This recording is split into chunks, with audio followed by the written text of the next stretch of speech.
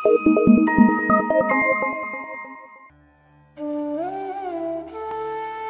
باللہ من الشیطان الرجیم، بسم اللہ الرحمن الرحیم۔ سامعین و ناظرین، السلام علیکم ورحمۃ اللہ وبرکاتہ۔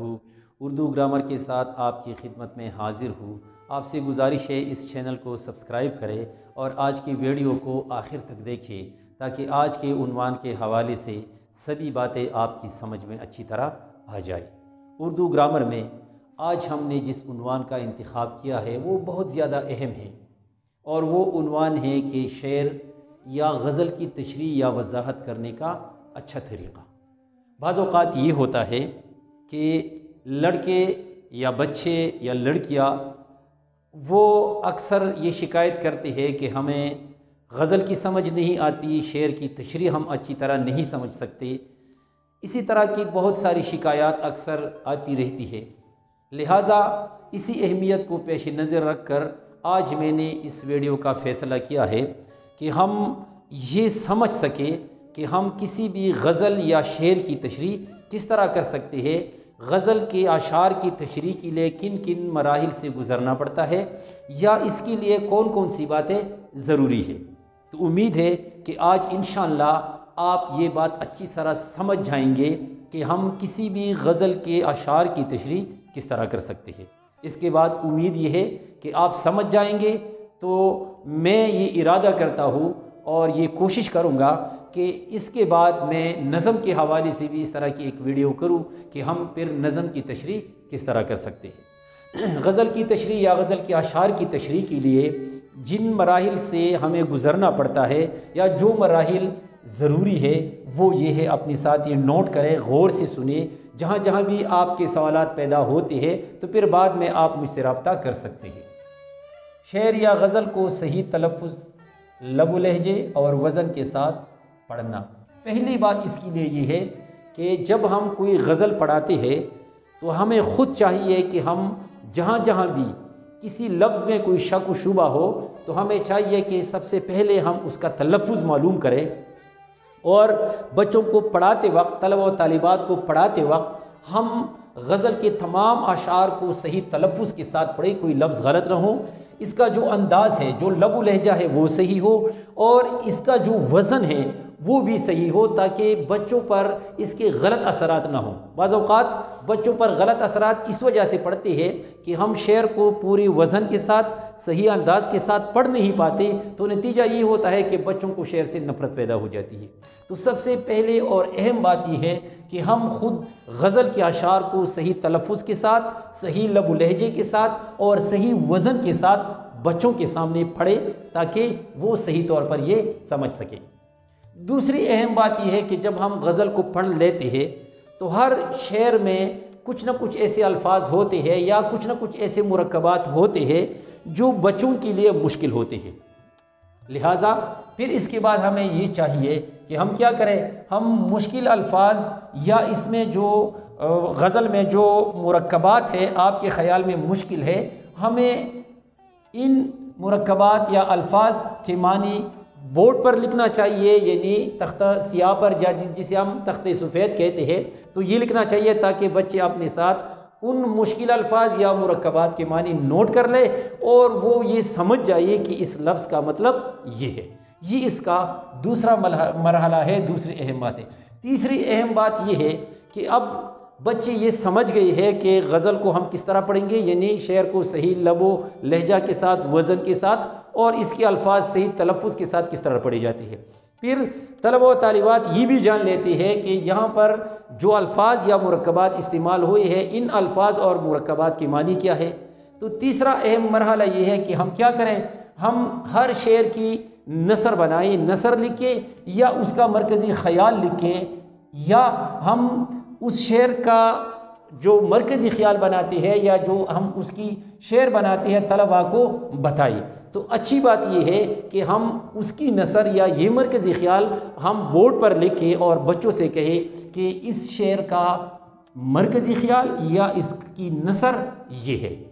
اس کی وجہ سے وہ اسی شعر میں جو موجود اہم بات ہے، جو مرکزی نقطہ ہے، وہ سمجھ جائیں گے، اب ان کے لیے تشریح آسان ہو جائے گی۔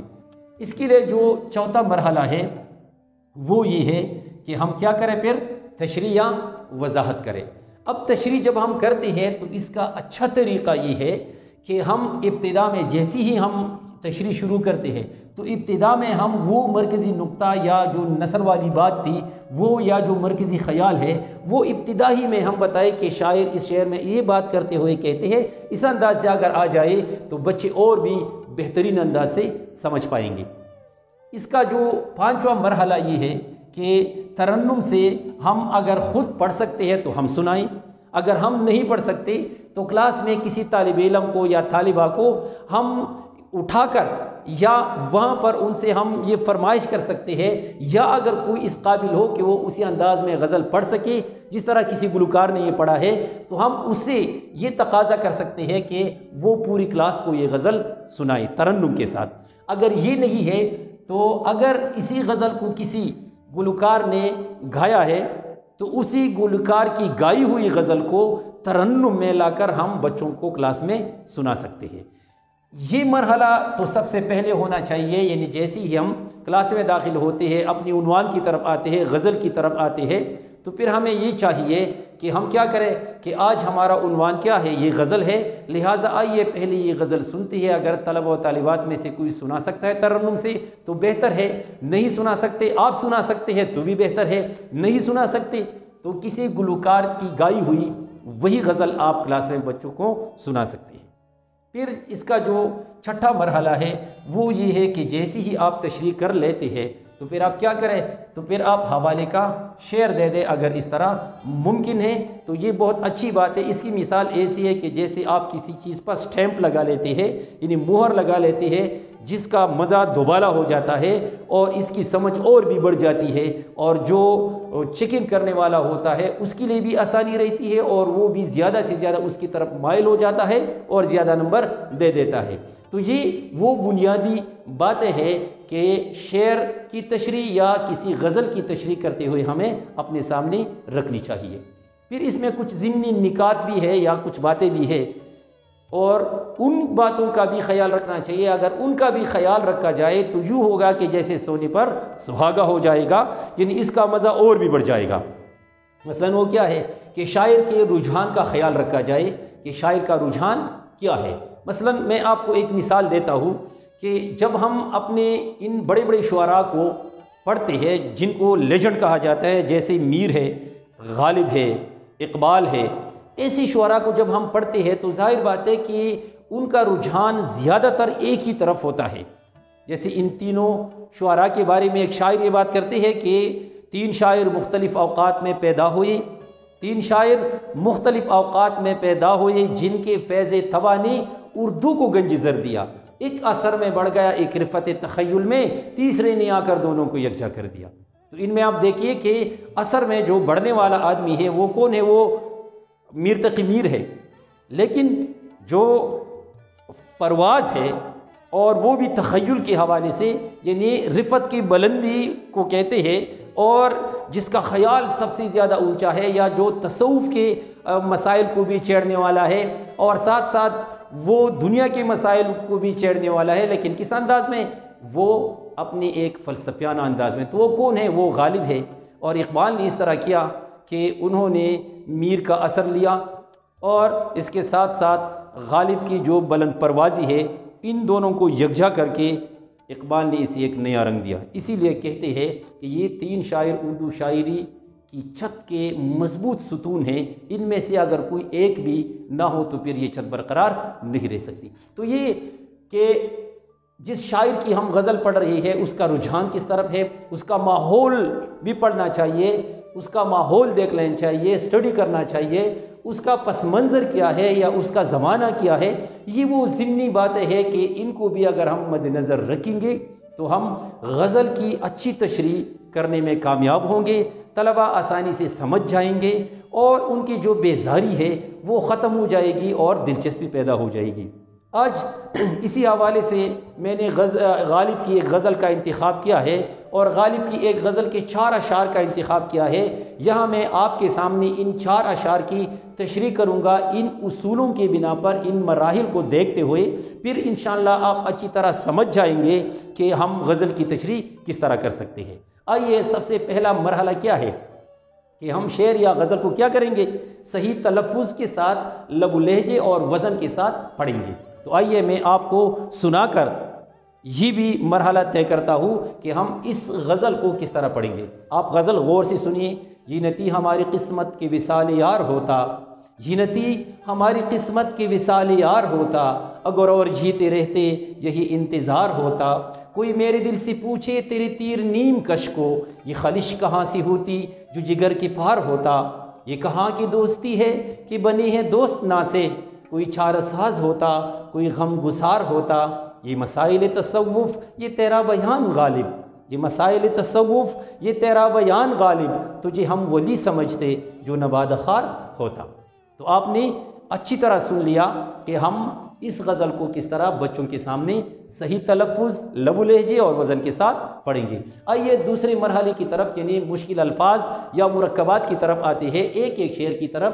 اس کا جو پہلا شعر ہے وہ یہ ہے کہ آپ طلبہ کے سامنے، طالبات کے سامنے، بچوں کے سامنے اس طرح پڑھ سکتے ہیں کہ آئیے پہلے شعر کی طرف۔ یہ نتی ہماری قسمت کہ وصال یار ہوتا، اگر اور جیتے رہتے یہی انتظار ہوتا۔ اب اس شعر میں جو مشکل الفاظ ہے یا مرکبات ہے وہ یہ چند ہیں۔ وہ ہے وصال یار۔ وصال یار یعنی محبوب کا دیدار یا محبوب کی ملاقات۔ وصال دیدار ملاقات کو کہتے ہیں، یار سے یا مراد ہے محبوب۔ جیتے رہتے، جیتے رہنے کا مطلب کیا ہے کہ زندہ رہنا، یعنی اگر ہم اور بھی زندہ رہتے تو جیتے رہنا، زندہ رہنا، یہ دو ہی مرکبات اس میں مجھے مشکل نظر آ رہی ہے جن کے معنی میں نے آپ کو بتا دی۔ اب اس کے بعد جو تیسرا مرحلہ ہے وہ کیا ہے؟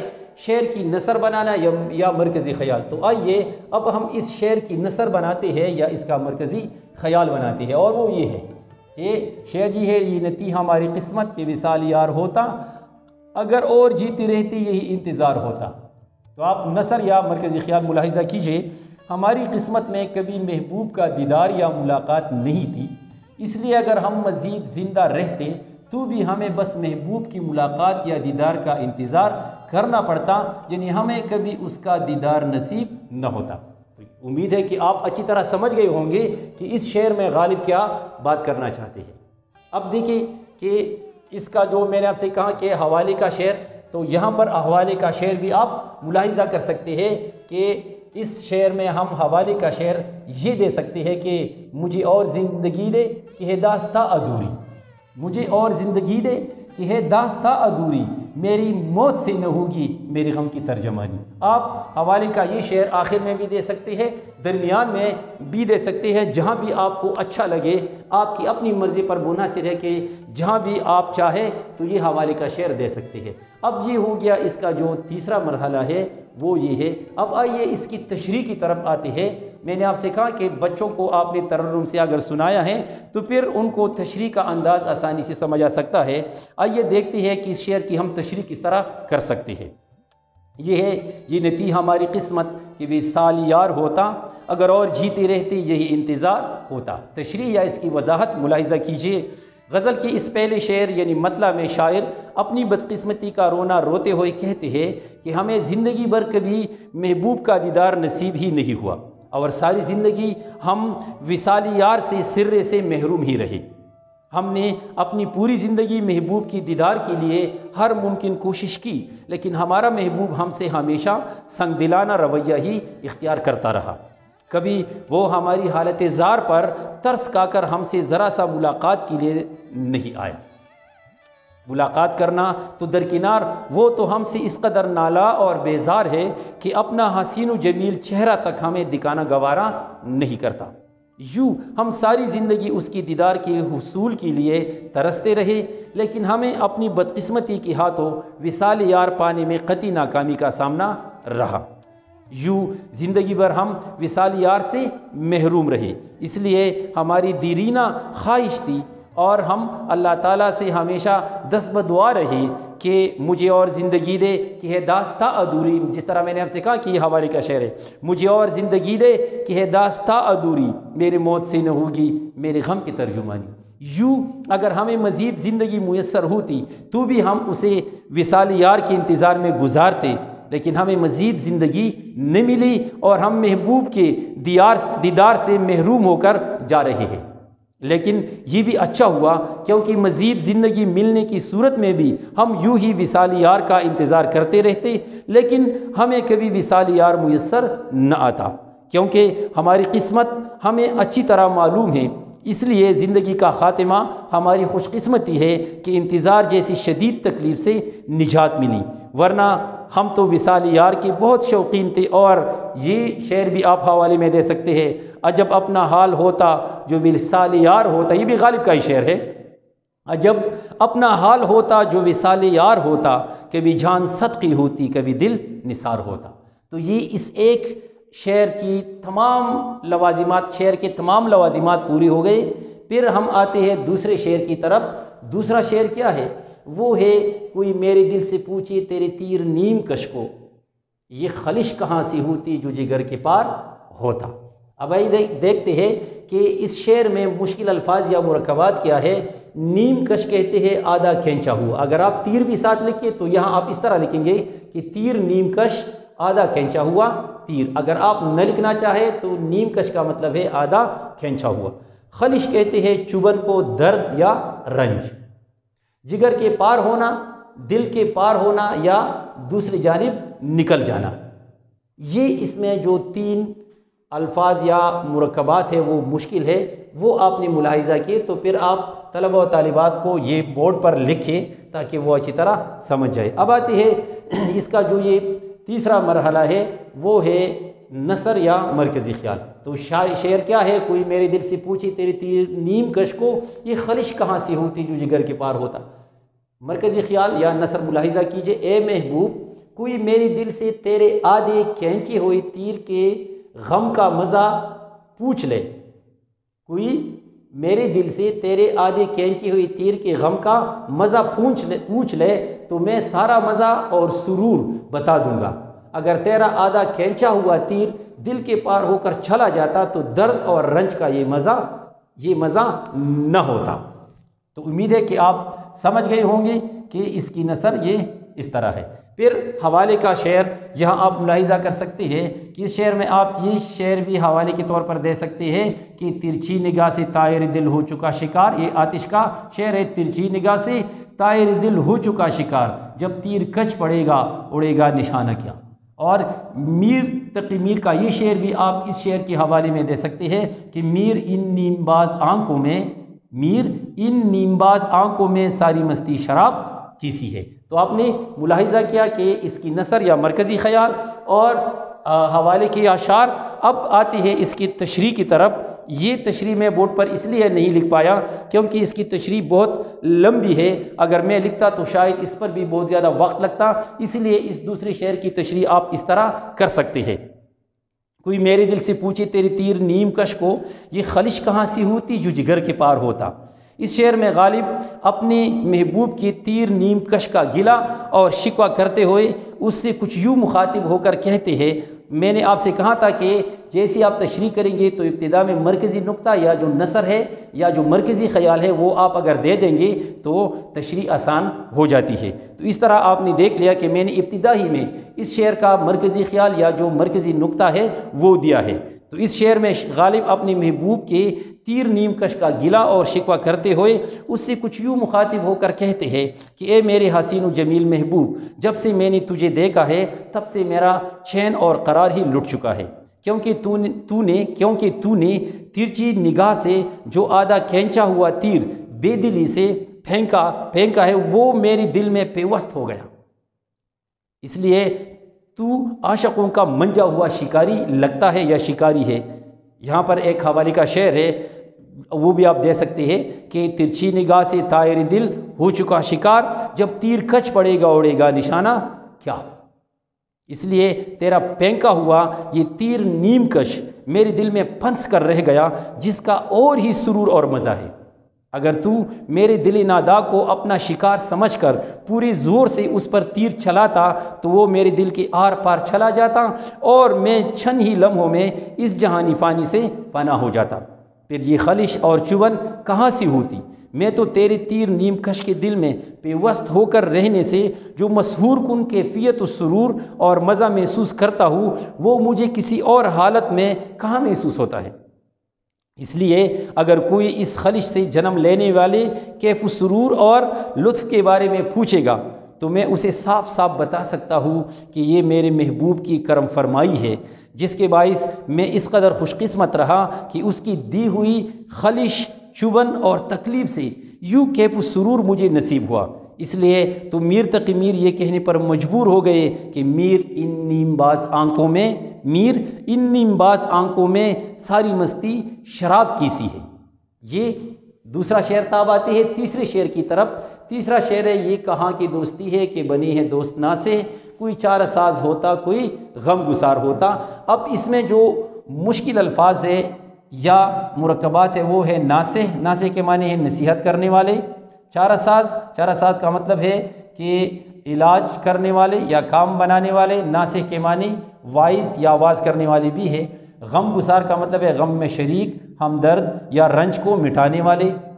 اسی طرح اس شعر میں جو شعر کے حوالے سے شعر ہے وہ یہ کہ شہر میں ہمدمی دیری نہ بہت تے ناصر، یعنی حوالے کے طور پر آپ یہ شعر بھی دے سکتے ہیں، شہر میں ہمدمی دیری نہ بہت تے ناصر، وقت پڑنے پہ میرے کام نہ آیا کوئی۔ یا یہ شعر بھی آپ بطور حوالہ دے سکتے ہیں کہ دوست غمخواری میں میری صحیح فرمائیں گے کیا، دوست غمخواری میں میری صحیح فرمائیں گے کیا، زخم کے برنے تلک ناخن نہ بڑھ جاویں گے کیا، ناخن نہ بڑھ جاویں گے کیا۔ تو یہ حوالے کا شعر ہے۔ اب آتے ہیں اس کے آخری چوتھے مرحلے کی طرف، یعنی اس کی تشریح۔ تو ہم اس شعر کی تشریح کس طرح کر سکتے ہیں یہ آپ ملاحظہ کر سکتے ہیں۔ شعر ہے کہ یہ کہاں کی دوستی ہے کہ بنی ہے دوست نا سے، کوئی چارہ ساز ہوتا کوئی غم گسار ہوتا۔ تشریح، اس شعر میں شاعر مرزا غالب اپنے دوستوں کو ناصح کے زمرے میں شمار کرتے ہوئے ان سے نالا ہے، اس لیے وہ ان کی دوستی کی شکایت کچھ یوں کرتے ہوئے رقم تراز ہے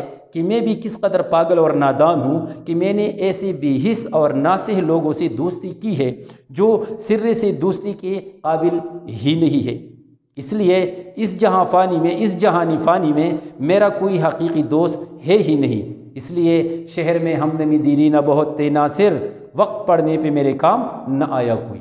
مشہور کہاوت ہے کہ دوست وہ جو مصیبت میں کام آئے، لیکن میرے دوست تو ناصح بن کر مجھے عشق و محبت سے باز آنے کی نصیحتیں کرتے پھر رہے ہیں۔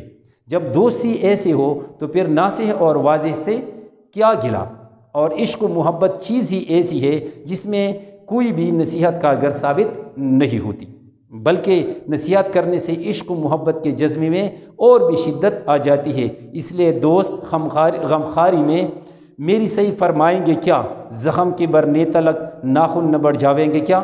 ایسے میں کاش کوئی میرا چارہ ساز بن کر میرے دل کا علاج کرتا تو کتنا اچھا ہوتا، اور دل کا ایک ہی علاج ہے وصال محبوب، جسے فراہم کرنے کے لیے کوئی سعی و کوشش اور تگ و دو کرتا تو کتنا اچھا ہوتا۔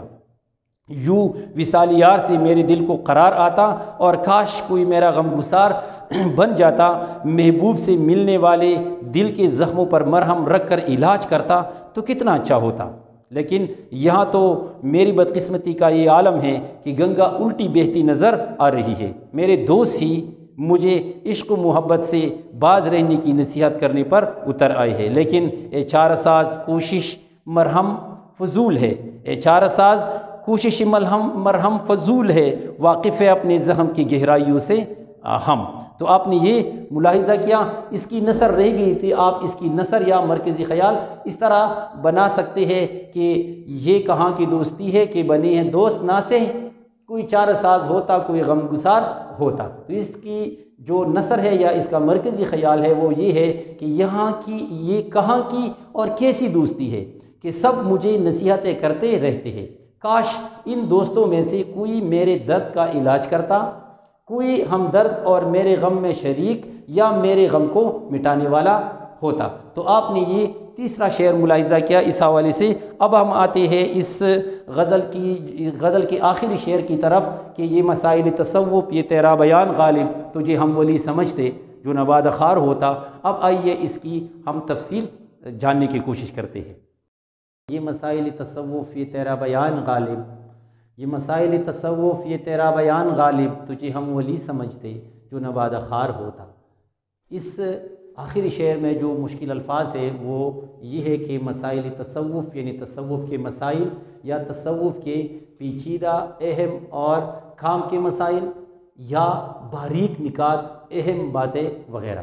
تصوف کسے کہتے ہیں؟ تصوف کے معنی ہے روحانی ریاضت کے ذریعے حقیقت اصلی پانا، یعنی اصل حقیقت تک پہنچنا۔ ولی کے معنی ہے دوست یا خدا رسیدہ، بزرگ یا اللہ تعالیٰ کا نیک بندہ۔ بادہ کے معنی ہے شراب، لیکن بادہ خار سے مراد کیا ہے؟ شراب پینے والا۔ تو اس شعر کو ہم اس طرح پڑھیں گے، یہ مسائل تصوف، یہ تیرا بیان غالب، تجھے ہم ولی سمجھتے جو نہ بادہ خار ہوتا ہے، اس کو لوگ اکثر خوار پڑھتے ہیں۔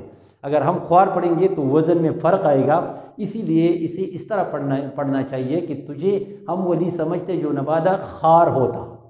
اب اس کی نثر یا اس کا مرکزی خیال ہم یوں بنا سکتے ہیں کہ اے غالب، تصوف کی ان مسائل، اسرار و رموز کو سمجھنا اور ان پر تیری یہ گفتگو اور انداز بیان دیکھ کر ہم تجھے بہت بڑا ولی اور اللہ کا بڑا پرہیزگار اور نیک بزرگ سمجھتے، اگر تم میں شراب نوشی یعنی شراب پینے کی یہ بری عادت نہ ہوتی۔ تو یہ اس کی نثر یا مرکزی خیال یا جو مین پوائنٹ ہے وہ ہمارے سامنے آ گیا۔ حوالے کے طور پر ہم یہ شعر دے سکتے ہیں کہ ہر چند ہو مشاہد حق کی گفتگو، بنتی نہیں ہے بادہ و ساغر کہے بغیر۔ یہ حوالے کا شعر آپ دے سکتے ہیں۔ اب آتے ہیں اس کی تشریح کی طرف کہ ہم اس شعر کی تشریح کس طرح کر سکتے ہیں۔ میں نے اپنے ذہن سے، اپنی عقل سے اور سمجھ بوجھ کے تحت جو تشریح لکھی ہے وہ آپ ملاحظہ کر سکتے ہیں۔ یہ مسائل تصوف، یہ تیرا بیان غالب، تجھے ہم ولی سمجھتے جو نہ بادہ خار ہوتا۔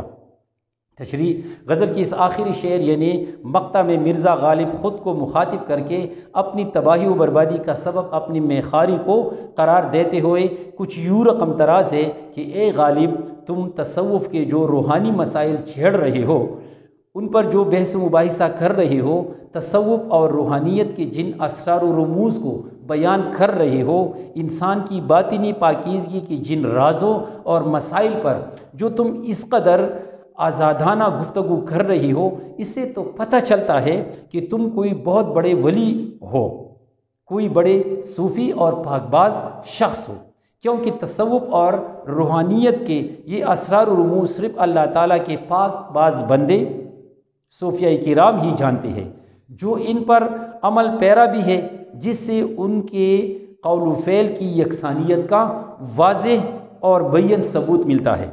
اس طرح تم بھی معرفت الہی کے جو اسرار و رموز بیان کر رہے ہو اور انسان کی باطنی صفائی کے جو نقطے اور راز ظاہر کر رہی ہو، اس سے تیری ولایت اور اعلیٰ روحانی مقام کا کوئی شک باقی نہیں رہتا، لیکن پھر بھی تم اس مقام کو پانے میں ناکام نظر آ رہے ہو، جس کا سب سے بڑا سبب یہ ہے کہ تم بادہ نوشی کرتے ہو، بے طرح اس خبیث عادت میں منہمک نظر آتے ہو جس نے تمہیں ولایت کی عظیم منصب سے ہمیشہ دور رکھا ہے، اور اسی بری اور فضول عادت نے تمہارے یا تیرے تمام تر کمالات کو تباہ و برباد کر کے تجھے ڈبو دیا ہے۔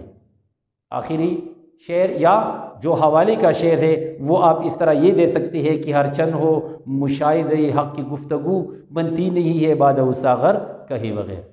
تو یہ تشریح کے حوالے سے بات تھی کہ ہم غزل کے اشعار کی تشریح یا بچوں کو کس انداز میں اچھی طرح سکھا سکتے ہیں۔ اس غزل کی تمام مراحل آپ نے ملاحظہ کیے کہ سب سے پہلے ہمیں کیا کرنا چاہیے، غزل کو یا غزل کے اشعار کو صحیح تلفظ، لب و لہجے اور وزن کے ساتھ پڑھ لینا چاہیے۔ پھر اس کے بعد ہم جو ہر شعر میں مشکل الفاظ اور تراکیب ہے ان کی معنی بچوں کو بتا دینی چاہیے۔ پھر اس کے بعد اس کی نثر بنانی چاہیے یا مرکزی خیال بنانا چاہیے، وہ بھی طلباء و طالبات کو بورڈ پر لکھ کر دینا چاہیے، اور آخر میں پھر اس کی تشریح کریں گے، حوالے کے اشعار دیں گے۔ تو امید ہے کہ ہماری تشریح مؤثر ہوگی اور اس کا یہ انداز بھی اچھا ہوگا۔ امید ہے کہ اس حوالے سے آج آپ نے بہت کچھ سیکھا ہوگا۔ آئندہ کسی نئے عنوان کے ساتھ پھر حاضر ہوں گے، تب تک کے لیے اجازت دیجیے، اللہ حافظ۔